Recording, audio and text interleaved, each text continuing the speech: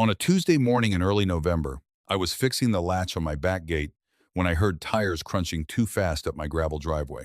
I set down the screwdriver and turned around, and that's when I saw my son's truck skid slightly before it stopped, and my son's wife stumbling out of the passenger side with my 6-year-old grandson still in his booster seat, unbuckling himself because nobody had come around to help him yet.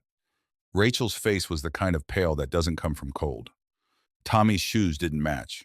One was a sneaker, one was a rain boot, like somebody had dressed him in the dark in under a minute. I dropped the screwdriver in the grass and walked toward them. "Rachel!" "What happened?" She didn't answer right away. She just looked at me the way you look at someone when you don't know how to say the sentence you're about to say. Then she said it anyway. "Dad." Michael changed the locks. For a second, I genuinely thought I'd misheard her. I asked her to say it again, and she did, and it didn't sound any less impossible the second time. Tommy ran to me and wrapped both arms around my leg and didn't say anything at all, which scared me more than if he'd been crying. I knelt down so I was at his height. "Hey, buddy, you doing okay?" He nodded, but his chin was trembling, the way kids' chins do right before they stop being brave. I put my hand on the back of his head and looked up at Rachel. "Get inside. Both of you. Now." She hesitated at the doorway the way people do when they're not sure they're allowed somewhere anymore, even somewhere they've been 100 times. I told her again, gentler, "Rachel, this is still your house too. Get in." That seemed to break something loose in her, because she started crying the second she stepped over the threshold, not loud, just tears running while she stood there in my front hall, not knowing what to do with her hands. I helped her out of her coat. I found Tommy a pair of my old wool socks because his feet were freezing, and I sat him down at the kitchen table with a mug of hot cider while Rachel sat across from him not drinking hers, just holding it like it was the only warm thing left in her life. My wife Diane had passed almost 4 years back, and the house had gotten quiet in a way I never fully got used to. But that afternoon, it didn't feel quiet at all. It felt like something had been dropped into it that needed handling. I waited until Tommy had fallen half asleep against the arm of the couch, still holding a half-finished graham cracker, before I sat down across from Rachel and asked her to tell me everything. It came out slow. People tell you the truth easier when you don't rush them. And I've learned that over 60-some years of dealing with customers, employees, and eventually my own family.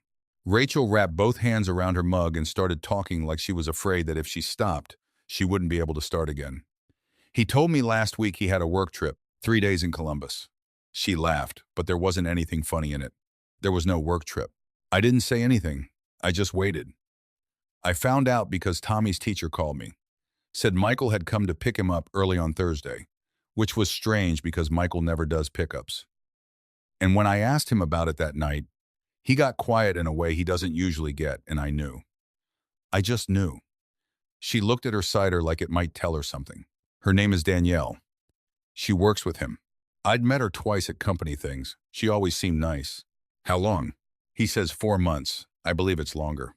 I felt something tighten in my chest, the same thing I used to feel right before a difficult conversation with a supplier who was about to screw me over. Except this was worse, because this was my daughter-in-law sitting in my kitchen with a mug of cider. She wasn't drinking, and my grandson asleep on my couch with one shoe missing. "So today?" I said. "What happened today?" She took a breath that shook a little on the way in. "I went to pick Tommy up from school like always, and I figured we'd go home and I'd figure out what to do about all of it later, because you can't just fall apart in the school pickup line, you know?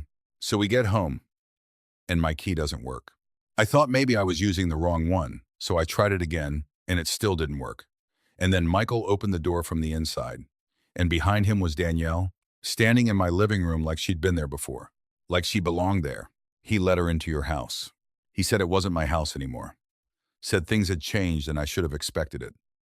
And when I tried to walk past him to get some of Tommy's things, he blocked the doorway, and Danielle just stood there watching like this was completely normal. Like watching a woman get locked out of her own home with her kids standing right there was just something people did on a Tuesday. Tommy stirred slightly on the couch and I lowered my voice. He said if I made this hard, he'd make sure I regretted it. Those were his words. "I have a lawyer file next week, once things are proper." I don't even know what that means. I don't know if I have a lawyer. I don't know anything right now. I just knew I needed to get Tommy somewhere warm, and you were the only place I could think to go. I reached across the table and put my hand over hers. You did exactly the right thing. She looked up at me, and for the first time since she'd walked through my door, something other than fear crossed her face. It looked almost like relief, the kind you feel when somebody finally tells you that you're not crazy, that what happened to you actually happened. Frank, she said, using my name for maybe the first time in the 11 years she'd been married to my son. What am I supposed to do? I sat back in my chair and looked toward the living room where Tommy was sleeping with crumbs still on his shirt, in a house that wasn't the one he woke up in that morning, wearing socks that weren't his because his own feet had been too cold. Tonight, you're going to sleep, both of you. Tomorrow, we start figuring it out. She nodded like she wanted to believe that was enough, even though neither of us knew yet what figuring it out would actually require. That night, after Rachel and Tommy had gone to bed in the guest room, I sat alone at my kitchen table with a cup of black coffee going cold in front of me. I wasn't angry yet, not in the way people mean when they say angry. I was doing math. Michael had grown up in this house. He'd learned to ride a bike in that driveway. And somewhere between the boy who used to fall asleep on my shoulder during Sunday drives and the man who just locked his wife and child out into a cold November afternoon, something had gone wrong that I hadn't caught in time. But there was a detail nagging at me that had nothing to do with grief and everything to do with instinct. Michael had never had the kind of money that comes with confidence like that. He worked in regional logistics for a shipping company, made a decent living, nothing extravagant. Rachel was the one who'd put a chunk of her inheritance from her grandmother into that house 6 years ago.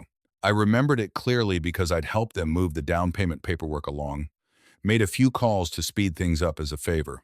If Michael was acting like he owned that house outright, either he'd forgotten who actually held the deed, or somebody had told him something that wasn't true.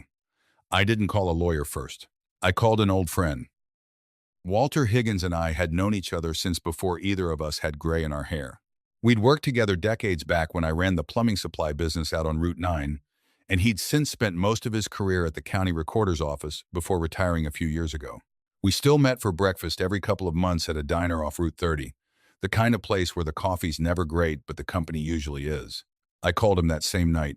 Walt, I need a favor, and I need it fast. That bad, huh? Worse. I need to know who's actually on the deed for a house on Bell Hollow Road. There was a pause, and then he said, give me the address. I'll make some calls in the morning. The next day felt longer than most weeks. Rachel took Tommy to school like it was any other Wednesday, because kids need routine even when their parents' lives are falling apart, and she came back to my kitchen table looking like she hadn't slept more than an hour. I made eggs. She barely touched them. Around 11, Walter called back. Frank, you're not going to believe this. Or actually, knowing you, you probably will. Just tell me. Rachel's name is still the primary owner of record. Michael's name was added later as a joint tenant, sure. But the original deed, the one tied to her grandmother's estate money, that's never been changed. He can't just lock her out. Legally, that's her house as much as his, if not more. I felt something settle in my chest for the first time since Rachel's truck had come skidding up my driveway. Not peace, exactly. More like footing. There's something else, Walter said. I pulled the recent filings out of curiosity. There's a refinance application filed about 5 weeks ago. Says both owners consented. Rachel didn't sign anything like that. Well, somebody's signature is on it. I sat with that for a long moment after we hung up. Michael had been acting like a man who already owned something free and clear, and now I understood why. Somebody had told him a story, or he'd told himself one. And either way, facts don't much care how confident a person sounds while they're lying. That evening, I told Rachel what I'd found out. She went pale in a different way than she had the day before. Not fear this time, but something closer to disbelief curdling into anger. He forged my signature? We don't know that for certain yet, but somebody's name is on that document, and it isn't yours if you didn't sign it. She put her face in her hands for a moment, and when she looked back up, there was something different in her eyes. Steadier. What do we do? Tomorrow we find you a lawyer, a good one. And we don't sign anything, we don't agree to anything, and we let the facts do the talking instead of Michael. The following morning, we sat across from a family law attorney named Carla Jennings, a woman in her early 60s with silver-streaked hair pulled back tight and reading glasses she kept pushing up her nose.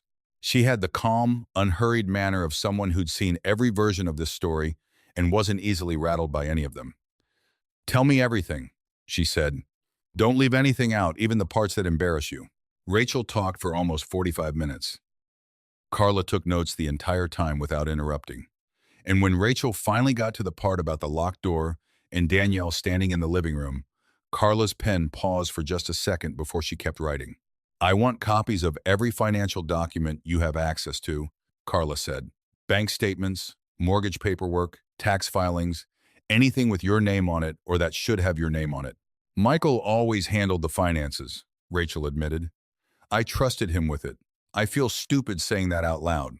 You're not stupid for trusting your husband, Carla said. There's a difference between trusting a marriage and being naive. You did the first one. He's the one who broke it. Over the following days, Rachel gathered whatever paperwork she could find, boxes of it stacked on my dining room table, and Carla went through every page like she was assembling a jigsaw puzzle nobody else could see the picture of. When she got to the refinance documents, she went very still. This mortgage balance is almost $40,000 higher than it should be, she said. Did you refinance recently? No, never. Carla turned the document around so we could both see it. Near the bottom, in blue ink, was a signature that was supposed to be Rachel's. Rachel stared at it for a long moment. That's not how I signed my name. I didn't think it was, Carla said quietly. We're going to need a certified handwriting analysis, and I want you to file an identity theft report with the county. This isn't just a marriage falling apart anymore. If this signature is forged, that's a criminal matter, not only a civil one. The room felt smaller after she said that. Rachel looked over at me like she needed to know it was real, that she wasn't imagining the severity of what Carla had just said, and I nodded because I felt it too. That particular kind of quiet that settles over a room when something serious has just become undeniable. 3 days later, Michael called me directly. I almost didn't answer, but something told me I should hear whatever he had to say. Frank, this doesn't need to get complicated. Tell Rachel to stop wasting everybody's time and energy. I'm not telling her anything of the sort. You don't understand the situation. I've got documentation. The house is mine. Is that right? I kept my voice level, the way I used to when a difficult customer tried to intimidate me over a bad shipment. Funny, because from where I'm sitting, it doesn't look that simple. He laughed. That particular kind of laugh people use when they're trying to convince themselves as much as you. You'll see. After he hung up, I sat in my truck in the driveway for a good 5 minutes before I went back inside. Part of me wanted to drive straight to Bell Hollow Road and ask him to his face what kind of man does what he'd done to his own child. But Diane's voice came to me the way it always did in moments like that. Some memory of her calm patience talking me down from a bad decision decades ago. She used to say that anger makes excellent noise and terrible choices.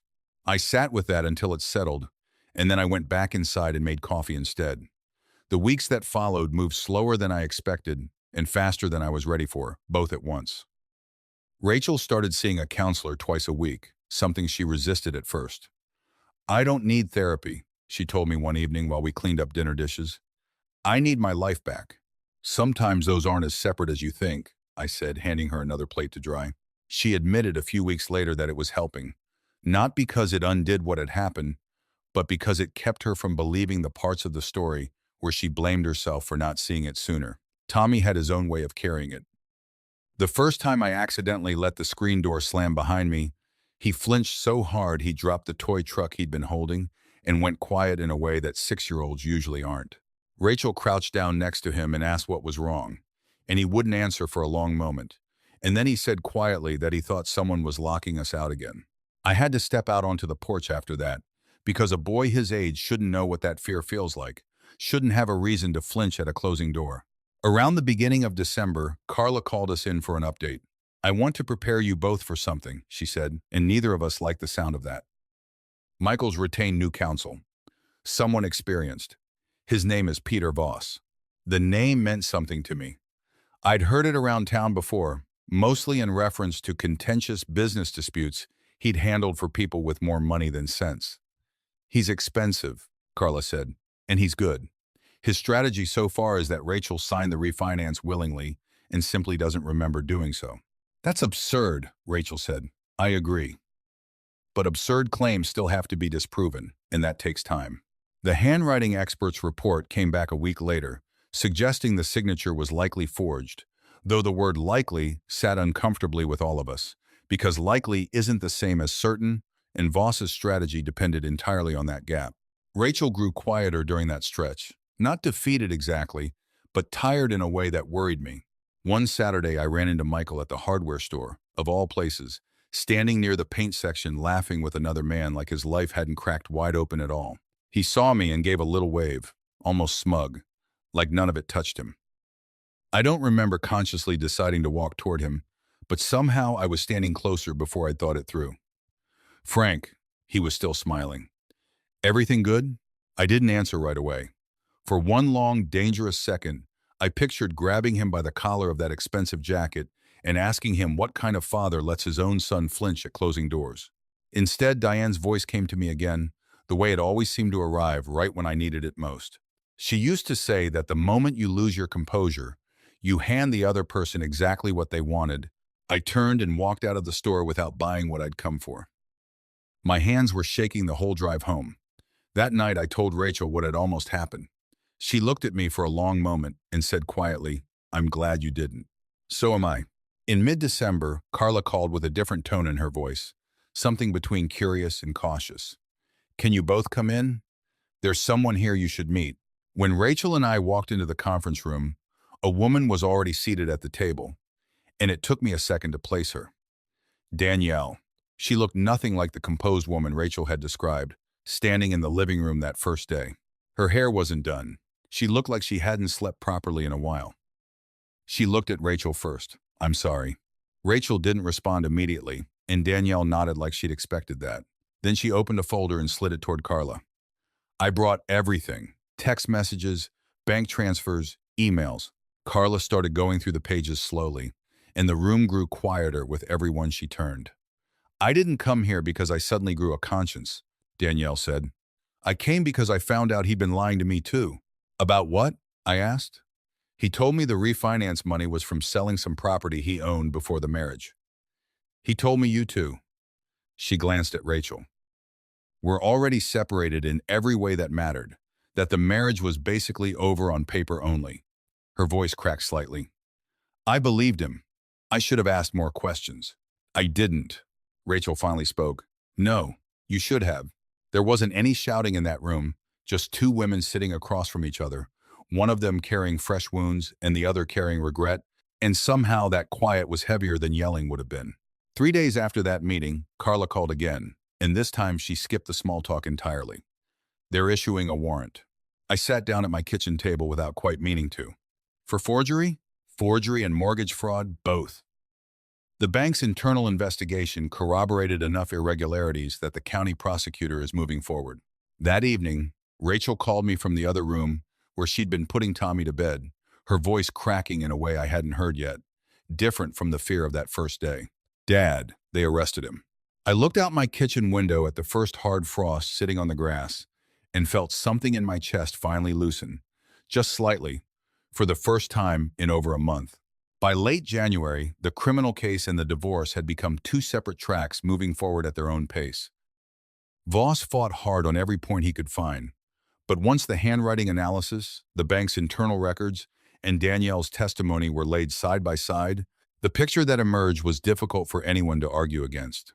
Still, Carla kept reminding us not to get ahead of ourselves. "Evidence wins cases," she said.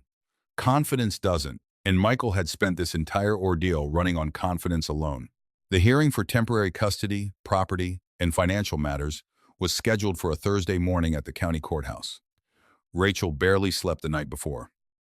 I found her sitting on my back porch around 6 that morning, wrapped in one of Diane's old cardigans, staring out at the yard where Tommy's bicycle sat propped against the fence. "What if I mess it up?" she asked. "You won't. What if they make me look unstable, or careless with money, or all the things his lawyer's been saying?" I sat down beside her. "They're going to ask you questions. Just answer them honestly. You don't need to perform, you only need to tell the truth." She looked over at me, eyes glassy. "I wish your wife were here." I always thought she'd know exactly what to say to me right now. "So do I said, and for a second neither of us said anything else. Just sat there in the cold morning air with 2 cups of coffee going lukewarm between us. The courthouse was already busy when we arrived, people hurrying in with briefcases and paper cups of coffee, some looking anxious, some looking like they'd rather be anywhere else. Inside, we passed through security, and that's when I saw them across the hallway. Michael's mother, Patricia, stood near a window in a sharp gray blazer, arms crossed the second she spotted us. Michael stood beside his attorney, looking thinner than I remembered, his usual confidence noticeably absent. For a brief moment, our eyes met across the hallway, and he was the one who looked away first. That told me more than any words could have. Court began promptly at 9. Carla laid out the timeline methodically, no theatrics, just documents, bank statements, phone records, and the certified handwriting analysis, each piece settling into place like another section of an unfinished puzzle. Voss challenged what he could, questioning dates and procedures and memory, but facts have an irritating habit of holding steady under pressure. Then Rachel took the stand. I don't think I had ever been prouder of her. She didn't raise her voice or reach for anything dramatic. She simply answered every question as honestly as she could. "What happened on the day in question?" Carla asked gently. Rachel took a slow breath. "My husband had been in a relationship with a coworker for several months. When I came home from picking up our son, the locks had been changed, and she was already inside the house." "What did your son see?" Rachel's voice thinned. "He saw his father block the doorway so we couldn't go inside. He asked me why we couldn't go home." The courtroom went very quiet. Even the judge, a stern-looking man named Judge Alvarez, set down his pen for a moment. Later that same afternoon, Danielle testified as well. She stated plainly that she wasn't there out of any desire for revenge or friendship with Rachel, only because she'd realized she'd been deceived just as thoroughly. Her attorney had negotiated limited immunity regarding the financial matters she'd unknowingly participated in. "What did Michael tell you before you moved into that idea of a shared future?" Carla asked her. "He told me the marriage was effectively over," Danielle answered. "That the money was legitimately his to use." "Did you know Rachel remained the primary owner on the original deed?" "No." "Did you know the refinance signature had been questioned as forged?" "No. I didn't know any of it, and I should have asked. I didn't. It wasn't dramatic. It sounded like somebody quietly admitting a mistake, and somehow that made her more believable than any rehearsed statement could have." Patricia interrupted twice during the proceedings, unprompted, insisting her son had worked hard for everything he had. Judge Alvarez warned her once calmly, and the second time, he had her escorted from the courtroom entirely. She left with her jaw tight and her composure gone, and for the first time since I'd known her, she wasn't controlling the room at all. By late afternoon, Judge Alvarez issued several temporary rulings. Rachel was granted primary residential custody of Tommy while proceedings continued. She retained exclusive use of the marital home pending final division of property. Michael was ordered to continue financial support under the court's temporary order, and the judge noted separately that the mortgage fraud allegations would proceed through the criminal court independent of the divorce. Outside on the courthouse steps, a local reporter had gathered with a small camera crew since the fraud angle had drawn more attention than an ordinary divorce case might have. One reporter approached Patricia for comment. She pointed directly at me. "This man destroyed our family." The cameras turned toward me for a moment. I considered saying nothing at all, and then I thought of Tommy's face the day that screen door slammed shut, and I stepped forward just enough to answer calmly. "No," I said. "You destroyed your own family the night your son locked his wife and child out of their home in the cold and stood there and let it happen." Nobody argued with that. Even the reporters lowered their microphones for a moment before anyone spoke again. Weeks passed quietly after that. Rachel started smiling more, in small ways at first, and then more often. Tommy stopped flinching at closing doors. Then one Saturday afternoon in early spring, while I was out in the yard repairing a section of fence, I heard a truck slow down and turn into my driveway. I recognized it immediately. Michael. He parked, sat behind the wheel for almost a full minute without moving, and when he finally stepped out, he was alone. No lawyer, no mother, no audience of any kind. He walked toward me slowly. He looked older somehow, not from gray hair, but from something else entirely, something worn down in his posture that hadn't been there before. "Frank." I set down my hammer. "Michael." Neither of us spoke for a moment. Finally, he looked around the yard. "You've kept this place up nice." "I try." Another silence stretched between us before he said the thing I least expected. "I don't know how to start this." "You just did." He let out a breath. I've rehearsed this conversation so many times, and every version sounded like I was making excuses for myself. Then don't make it about you. He nodded slowly. Fair enough. He looked down at the grass, then back up. I convinced myself I deserved to be happy, no matter the cost. Then I convinced myself Rachel would be fine eventually. Then I started believing my own lies enough that I forgot they were lies at all. He shook his head. I even told myself Tommy was too young to remember any of it. I looked toward the swing set I'd helped assemble for Tommy over the winter. He remembers more than you think. His face fell. I know. My therapist told me that too. You're seeing someone? Started because my lawyer suggested it might help my case. He gave a humorless laugh. Ended up needing it for reasons that have nothing to do with the case anymore. For the first time since any of this had begun, I saw something in his expression that hadn't been there before. Not arrogance, something closer to shame.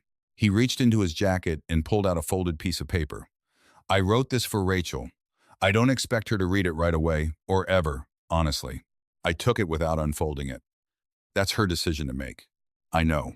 If she tears it up, I understand. He looked around the yard once more. I drove past here 3 times before I worked up the nerve to actually stop. I know. I saw the truck pass by. He smiled faintly. You always notice everything. I've had a lot of practice noticing things I wish I hadn't needed to. He rubbed the back of his neck. I lost my job. The fraud charges and the publicity made that decision easy for them. I nodded once, not with satisfaction, just acknowledgement. Danielle's gone too, moved out of state a few weeks ago. Again, I only nodded. There wasn't bitterness in his voice when he said it, only a kind of tired acceptance. My mother still says none of this would have happened if you hadn't gotten involved, he said. And what do you think? He looked straight at me.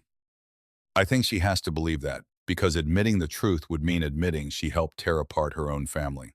It might have been the most honest thing I'd ever heard him say. A breeze moved through the maple tree at the edge of my yard.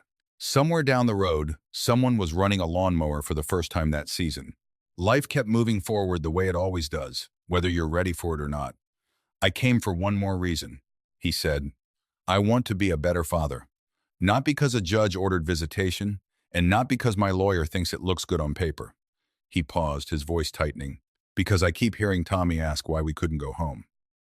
And I know he's going to carry that sound with him for a long time. Neither of us spoke for a moment. There wasn't much I could add to that. You can't undo that day, I finally said. I know. But maybe I can decide whether it becomes the worst thing he remembers about me. He looked at me carefully. What do you mean by that? You show up. For the next 10 years, you show up. You don't miss birthdays. You don't cancel weekends because something more convenient comes along.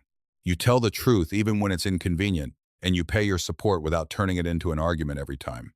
You become someone he can actually count on. I stepped closer. You stopped being my daughter-in-law's husband months ago. That part's over completely. But you'll always be his father. What kind of father you become from here, that's still entirely up to you. His eyes filled and he nodded once. Thank you. I wasn't thanking you for anything. I was handing you a responsibility. I know. He held out his hand. A few months earlier, I would have refused it without hesitation. Instead, I shook it, not because everything was forgiven, but because I'd learned that holding on to hatred costs more than it ever gives back. He climbed back into his truck, and before starting the engine, he rolled the window down. I'll spend the rest of my life wishing I could take that day back. I believe you, but wishing isn't the same as changing. No, he said quietly. It isn't. Then he drove away, and I watched until the truck disappeared past the bend in the road. A few minutes later, the back door opened, and Tommy came running out wearing rubber boots that were still too big for him. Grandpa, can we plant the tomatoes now? We sure can, buddy. Rachel stepped out onto the porch behind him with 2 glasses of lemonade, and she looked toward the empty driveway. Was that Michael? It was. What did he want? I thought about everything we'd said to each other. He wanted a second chance. She didn't ask whether I'd given him one. She already understood, the way she'd come to understand a lot of things over these past months, that second chances aren't something anyone else can hand you. There's something you have to earn, one small, honest choice at a time. Over that summer, things slowly found a new rhythm. Rachel finalized the divorce, and the house was eventually sold under court supervision after the debts were properly sorted, and she received the share that was rightfully hers all along. She used part of it toward a down payment on a small house not far from mine, close enough that Tommy could still ride his bike over on weekends. She went back to her job at the design firm full-time that fall, and by all accounts, she was good at it. Better than she'd given herself credit for during all those months of feeling small. Tommy started spending weekends helping me in the garden, same as always. And the flinching at closing doors became less frequent, and then eventually it stopped altogether. One Saturday in late summer, he rode his bike the full length of my driveway without training wheels for the very first time, wobbling but upright, and he turned back over his shoulder, grinning so wide I thought his face might split from it. "Grandpa, I did it." I laughed so hard my eyes watered, standing there in my own front yard watching him pedal in unsteady circles. And it hit me all at once that for months I'd pictured what winning this whole thing would actually look like. I'd imagined it as a courtroom ruling, or an arrest, or watching Michael finally face some consequence for what he'd done. I was wrong the entire time. This was what winning looked like. A boy laughing in the sunshine without a shred of fear in him. Getting older teaches you things you wish somebody had told you sooner. And one of them is this: real justice isn't really about making sure somebody else suffers. It's about refusing to let the people you love keep living under somebody else's cruelty one more day longer than they have to. The courts gave Rachel back what was rightfully hers. Time gave her peace on top of that. And watching my grandson laugh like that in my front yard, without a trace of fear left in him, was worth more to me than any ruling a judge could have handed down. If you've ever had to stand between the people you love and someone who crossed a line they had no right to cross, I'd like to hear how it turned out for you.